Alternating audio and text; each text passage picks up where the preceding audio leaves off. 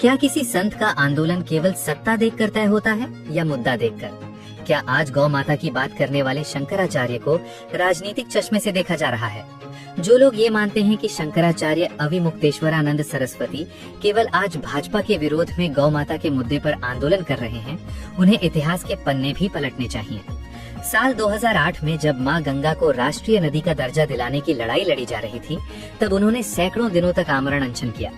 दिल्ली के जंतर मंतर से लेकर देश भर में जन जागरण का बड़ा अभियान चला। उस आंदोलन का असर इतना व्यापक हुआ कि तत्कालीन मनमोहन सिंह सरकार को झुकना पड़ा और मां गंगा को राष्ट्रीय नदी का सम्मान मिला। दिलचस्प बात यह भी है कि उस समय भाजपा और राष्ट्रीय स्वयंसेवक संघ इस आंदोलन के समर्थन में खड़े थे। वहीं कांग्रेस ने भी वैचारिक मतभेदों के बावजूद आंदोलनकारी संतों के लिए अपमानजनक भाषा का प्रयोग नहीं किया। उस दौर की एक और महत्वपूर्ण तस्वीर ये थी कि इस आंदोलन में हिंदू, मुस्लिम, सिख और ईसाई सभी समुदायों के लोग शामिल थे। समाज को जोड़ने का संदेश दिया गया था।